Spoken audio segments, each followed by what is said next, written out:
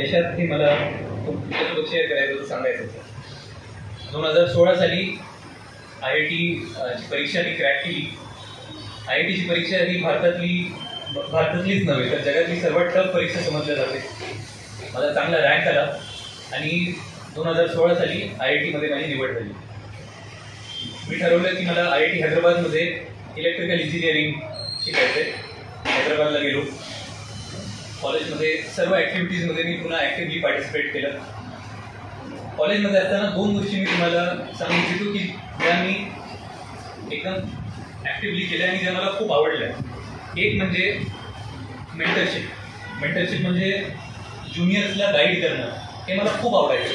लहानपणीपासून शाळेत असल्यापासून मला ते आवडायचं आणि IIT मध्ये गेल्यानंतर मला ती संधी मिळाली. मी मेंटर झालो, गाईड झालो आणि ज्युनियर्सला त्यांच्या शैक्षणिक जीवनातले प्रश्न असतील किंवा सोशल लाईफमधले त्यांच्या इतर काही जीवनातले प्रश्न असतील हे सगळं मी त्यांना एकदम चांगल्यापणे गाईड करायचो. मला त्यातून खूप आनंद मिळायचा, खूप सॅटिस्फॅक्शन मिळायचं, खूप संतुष्टी मिळायची.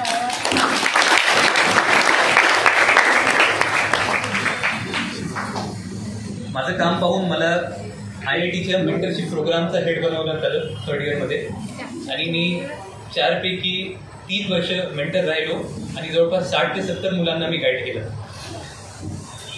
IIT मध्ये असताना दुसरी महत्त्वाची गोष्ट म्हणजे IIT मध्ये संशोधन करण्याचा खूप स्कोप असतो.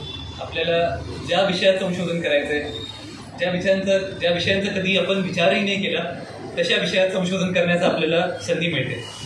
कारण तिथं सगळ्या फॅसिलिटीज असतात, प्रोफेसर्स असतात जे खूप चांगले शिकलेले आणि त्या विषयात त्यांनी एक्सपर्ट असतात ते. तर असाच एक विषय जो मला खूप आवडायचा. मला लहानपणीपासून गाड्या खूप आवडायच्या. ऑटोमोबाईल क्षेत्र, गाड्यांचं क्षेत्र खूप आवडायचं आणि IIT मध्ये गेल्यावर मला त्या क्षेत्रात संशोधन करण्याची संधी मिळाली आणि त्यातल्या त्यात बिना ड्रायव्हरची गाडी या विषयावर संशोधन करण्याची संधी मिळाली.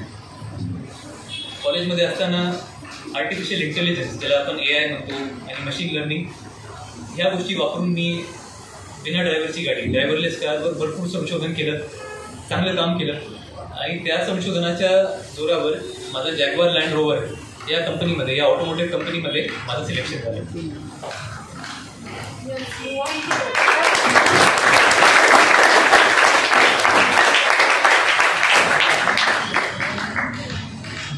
दोन 2020 साली मी माझा जॉब चालू केला जॅग्वार लँड रोवरमध्ये, जॅग्वार या कंपनीत.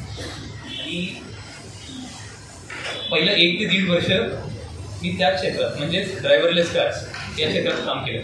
जॅग्वारची ड्रायव्हरलेस कार बनवायची या टीममध्ये मी होतो आणि या टीममध्ये मला संधी मिळाली जगातल्या वेगवेगळ्या देशातल्या इंजिनियरसोबत काम करण्याची. मग ते चीनमधले असतील, इंग्लंडमधले असतील, हंगरीमधले असतील, अमेरिकेतले असतील, या सर्व देशातल्या इंजिनियरसोबत मला काम करण्याची संधी मिळाली. खूप शिकायला भेटलं आणि आम्ही ड्रायव्हरलेस कार्स व हँड फ्री ड्रायव्हिंग ज्याला म्हणतो, म्हणजे बिना हात लावता गाडी स्वतःहून चालणे, याचे फीचर्स आम्ही डेव्हलप केले आणि ते गाडींमध्ये आम्ही इन्स्टॉल केले. बरं, हे चालत असताना ऑटोमोटिव्ह क्षेत्रात, गाड्यांच्या क्षेत्रात 2021-22 साली तेव्हा कोविड होतं, कोरोनाचं काळ होतं, तेव्हा सेमीकंडक्टर चिपमध्ये शॉर्टेज झालं, त्याची कमतरता झाली. सेमीकंडक्टर चिप आजकाल प्रत्येक गोष्टीत वापरल्या जातात. आपले मोबाईल असतील, घड्याळी असतील, गाड्या असतील, फ्रीज असेल, प्रत्येक गोष्टीमध्ये चिप वापरल्या जाते आणि तेव्हा त्याचं शॉर्टेज झालं. मला त्या गोष्टीचं मी क्युरियस होतो. मला हे समजून घ्यायचं होतं की ते शॉर्टेज का झालं. मी त्याचा अभ्यास केला आणि जॅग्वारचे जे भारताचे हेड होते मी त्यांना सांगितलं की मला या विषयात अभ्यास करायचा आहे, मला खूप कुतूहल आहे या विषयाचा. त्यांनी मला पूर्ण सपोर्ट केलं की ते म्हणले तू अभ्यास कर, तू याच्यावर एक रिपोर्ट बनव आणि आपण हे लिडरशिपला, म्हणजे जॅग्वार कंपनीचे जे डिरेक्टर्स आहेत, जे सर्वात मोठी लीडर आहेत, त्यांना आपण दाखवू. त्या क्षेत्राचा मी अभ्यास केला. शॉर्टेज का झालं, त्याचे कारण काय होते, बाकी कंपन्यांनी कसं रिॲक्ट केलं, कसं त्यांना सामोरे गेले त्या चॅलेंजला, त्याचा खोलवर अभ्यास करून मी हे पण सांगितलं की जॅग्वार कंपनीने काय काय केलं पाहिजे ह्या शॉर्टेजमधनं बाहेर निघण्यासाठी. एक रिपोर्ट बनवला आणि मला जॅग्वारच्या सर्वात मोठ्या लीडरसमोर तो रिपोर्ट प्रेझेंट करण्याची संधी मिळाली. विचार करा, मी तेव्हा फक्त 23-24 वर्षाचा मुलगा होतो आणि जेव्हा मी पाहतोय की माझ्यासमोर 30 वर्ष त्या कंपनीत एक्सपिरियन्स असलेले लीडरचे सर्वात मोठे, जे सर्व ज्यांचा आदर करतात, त्यांच्यासमोर मला प्रेझेंट करण्याची संधी मिळाली. खूप अभिमानाची गोष्ट होती.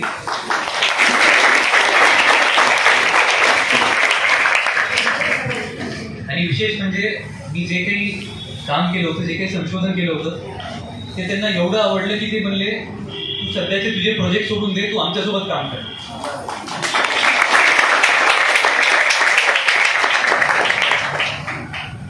याच पद्धतीने मला जॅग्वारच्या क्रायसिस टास्क फोर्समध्ये काम करण्याची संधी मिळाली.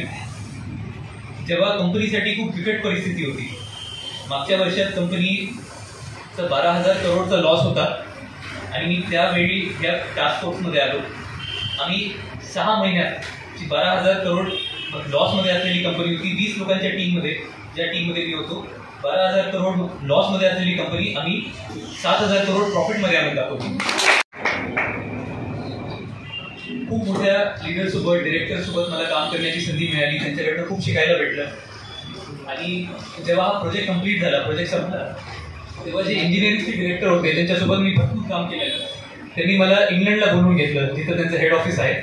तिथं त्यांनी मला प्रशिक्षण दिलं आणि शेवटच्या दिवशी मला सांगितलं की पियुष, इथून पुढे सेमीकंडक्टरचं जे चिप वापरल्या जातात आपल्या जॅग्वार कंपनी, त्याचं सगळं काही जे नेतृत्व आहे ते तू करणार.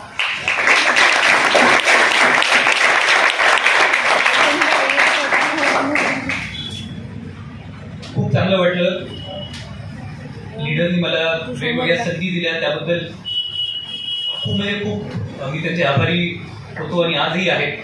आणि या संधी भेटल्यामुळे, ह्या अशा संधी भेटल्यामुळे मला अजून चांगलं काम करता आलं. भारतात आलो तेव्हा सेमीकंडक्टर चिपचं जॅग्वारमध्ये असं स्पेसिफिक टीम नव्हती, डिव्हिजन नव्हती. मी स्वतःची टीम उभा केली. 6 लोक जॉईन झाले माझ्या टीममध्ये.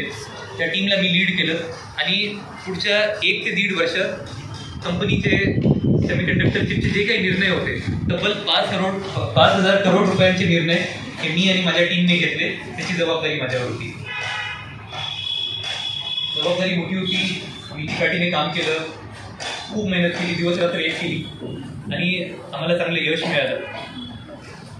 हे करत असताना जे 20 वर्ष आधी जे स्वप्न पाहिलं होतं की हार्वर्ड आणि स्टॅनफोर्ड ह्या अशा जगातल्या सर्वोत्कृष्ट विद्यापीठात मला शिकायचं आहे, त्या स्वप्नावर पुन्हा काम करण्याचं मी तयारी केली आणि ठरवलं की मला MBA म्हणजे उद्योग क्षेत्रात शिक्षण घ्यायचं आहे आणि ते या स्कूल्समधनं घ्यायचं आहे, हार्वर्ड बिझनेस स्कूल आणि Stanford graduate school of business.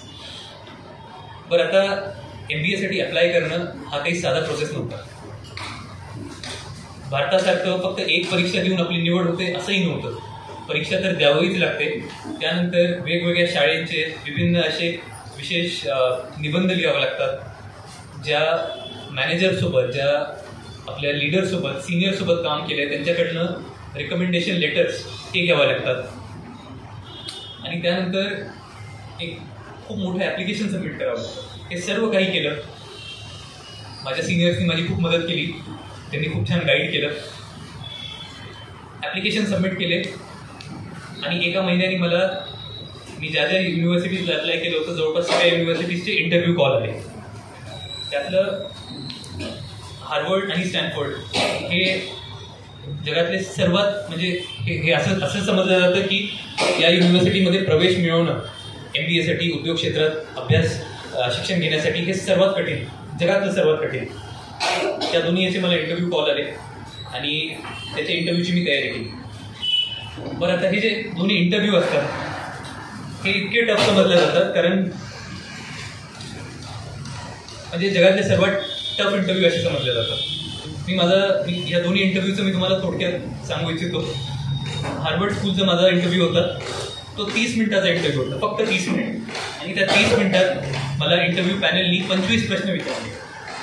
एकदम म्हणजे तुम्हाला विचार करायलाच वेळ भेटत नाही आणि तुम्ही थोडं जरी अडखळलात, तुम्ही चुकीचं उत्तर द्यायला लागलात की तुम्ही सरळ रिजेक्ट होऊन जातात. ते तुम्हाला कन्सिडर करतात. तसाच स्टॅनफर्डचा माझा इंटरव्ह्यू हा 1.5 तास चालला आणि त्या 1.5 तासात जे माझे इंटरव्ह्यूअर होते त्यांनी मला एकदम खोलवर एकदम डेप्थमध्ये प्रश्न विचारले आणि सगळं तपासून घेतलं.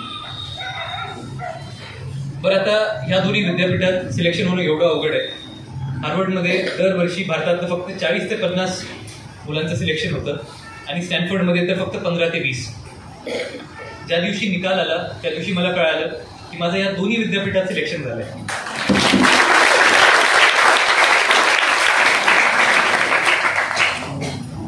भारतात फक्त 7 ते 8 मुलांचं या दोन्ही विद्यापीठात सिलेक्शन झालं होतं यावर्षी आणि त्यातलं मी एक आहे, आपला जालन्याचा मुलगा. तर सांगण्याचं तात्पर्य हे की जे स्वप्न 20 वर्ष आधी पाहिलं होतं आणि तेव्हा जे वाटलं, जे अशक्य वाटायचं, जे वाटायचं की हे कसं शक्य होईल, हे कसं आपण सत्यात आलो, हे कसं रियालिटीमध्ये आलं, तेव्हा ज्या गोष्टीचा काहीच अंदाज नव्हता, आयडिया नव्हती. 20 वर्ष टीचर्सच्या गायडन्समुळे, शिक्षकांच्या गायडन्समुळे, आईवडिलांच्या गायडन्समुळे, त्यांच्या आशीर्वादामुळे मी अचीव्ह करू शकलो, माझ्या एफर्ट्समुळे अचीव्ह करू शकलो. तर जे स्वप्न पाहिलं होतं ते सत्यात मी आणलं आणि त्यासाठी माझे शिक्षक आहेत, शाळेतले शिक्षक आहेत, IIT मधले शिक्षक आहेत, माझे आईवडील आहेत, माझी फॅमिली आहे, माझी आजी आहे, या सर्वांचं मी मनापासून आभार मानतो. देवाच्या कृपेने माझं दोन्ही युनिव्हर्सिटीमध्ये सिलेक्शन झालं. तर हा प्रवास जो होता, याच्यातला जो काही माझा थोडाफार अनुभव आहे, या अनुभवातून मी तुम्हाला आज फक्त 3 गोष्टी सांगू इच्छितो, ज्या तुम्ही जर लक्षात ठेवलात तर खूप चांगलं कदाचित तुम्हाला यश मिळू शकतं, माझ्यासारखं यश मिळू शकतं किंवा माझ्यापेक्षाही चांगलं तुम्ही करू शकता. 1 नंबर म्हणजे आईवडील आणि शिक्षक जे सांगतात ते ऐकणं आणि ते फॉलो करणं. कारण त्यांचा अनुभव मोलाचा, त्यांचा अनुभव मोठा आणि आपल्या चांगल्यासाठीच ते सांगतात, आपल्या चांगल्यासाठीच ते गाईड करतात. हे समजून ते जे सांगतात ते आपण फॉलो करायचं. ते म्हणतील अभ्यास करा, अभ्यास करायचा. ते जे सांगतील ते फॉलो करायचं. हे 1 नंबर. दुसरं, आजच्या काळात डिस्ट्रॅक्शन्स खूप आहेत. प्रत्येक घरी मोबाईल आहे, इंटरनेट आपल्याला खूप इझिली ॲक्सेस आहे. ते जेवढं चांगलं आहे तेवढंच वाईटही आहे. आपण त्याला ॲडिक्टेड होऊ शकतो, त्याचा नाद लागू शकतो.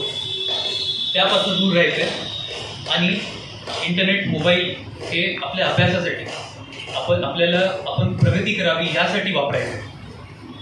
हे दुसरं. आणि तिसरं आणि शेवटची गोष्ट म्हणजे मी जसं 6-7 वर्षाचा असताना मोठं स्वप्न पाहिलं होतं, तसंच तुम्हीही सर्वांनी मोठे स्वप्न बघा. ते स्वप्न साकार करण्यासाठी मोठे स्वप्न बघा आणि ते स्वप्न साकार करण्यासाठी जी मेहनत गरजेची आहे, जे परिश्रम करणं गरजेचं आहे, ते करण्याची तयारी ठेवा. चिकाटीने मेहनत करा, छान अभ्यास करा आणि जे तुम्ही स्वप्न पाहिलात ते 100% सत्य होऊ शकतं याची खात्री बाळगा. कारण तुमच्यासारखाच जालन्यातला एक मुलगा जेव्हा त्याचं इतकं मोठं स्वप्न पूर्ण करू शकतो तर तुम्ही का नाही. थँक्यू.